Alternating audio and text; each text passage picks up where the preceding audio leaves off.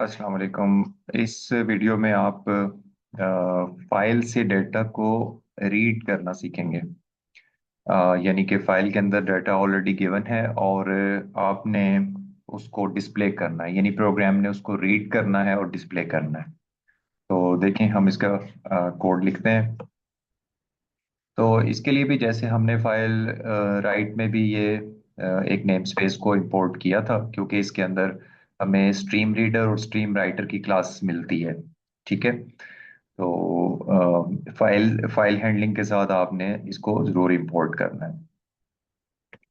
तो कुछ हम डिक्लेयर कर लेते हैं। एक स्ट्रिंग टाइप हमें चाहिए होगा, मैं उसको str कह देता हूँ।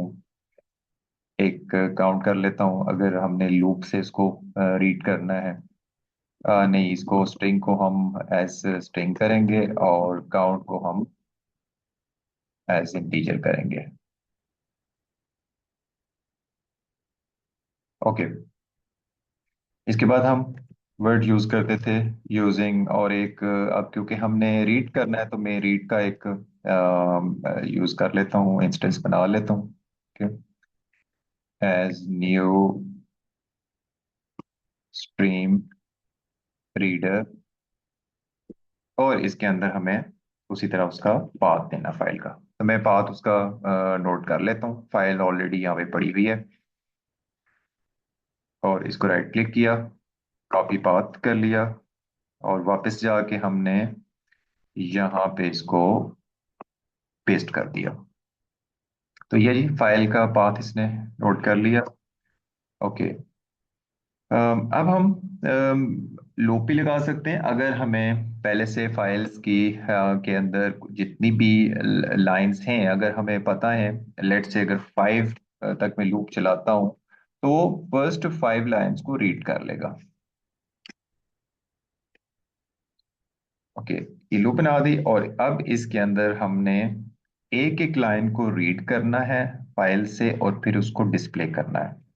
तो इसके लिए मैंने एक ऊपर स्ट्रिंग वेरिएबल बना लिया था, और रीड डॉट रीड लाइन। अब हम ये स्ट्रिंग के अंदर उसने फाइल से रीड करके लाइन को str के अंदर स्टोर कर दिया है। अब हम इसको डिस्प्ले कर देते हैं स्क्रीन के ऊपर,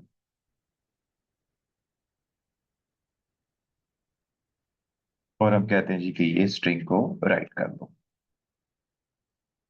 अच्छा, अब हम इसको चला के देखते हैं और इसका रिजल्ट देखते हैं। लूप हमने 5 तक चलाई और इसके अंदर देखें उसने 5 लाइंस को डिस्प्ले कर दिया है। ठीक है। ये 1 2 3 4 और 5 लाइंस है। और अब देखते हैं कि क्या टेक्स्ट फाइल के अंदर भी 5 लाइंस ही हैं। तो हम दोबारा से जाके इसको ओपन करते हैं, और ये देखें उसके अंदर भी ये 5 लाइंस। ठीक है। अच्छा, जब हमें पता ना हो कि टेक्स्ट की लाइंस कितनी है, तो फिर जाहिर बात है कि फॉर लूप नहीं चलेगी। इसके लिए हमें एक वाइल लूप चाहिए। ठीक है। तो वाइल लूप में भी हम एक मेथड यूज करेंगे पीक का। तो वो मैं इसको कन्वर्ट करता हूँ उसमें, और फिर देखते हैं जी।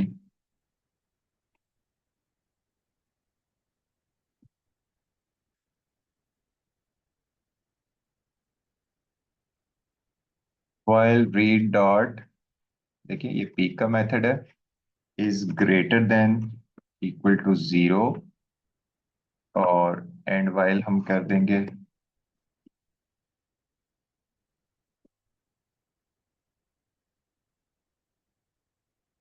ये पीक का मेथड जी एक एक जब पूरी स्ट्रीम ऑफ जो स्ट्रिंग हो उसमें से एक एक कैरेक्टर को रीड करता रहता है। ठीक है। और एंड आखिरी लाइन के लास्ट कैरेक्टर तक पहुंच जाता है और खत्म हो जाते हैं उसके बाद कैरेक्टर, तो फिर ये -1 रिटर्न करता है। ठीक है। तो आपने इसको ऐसे यूज करना है। अब हम दोबारा इसको रन करके देखते हैं और आंसर देखते हैं।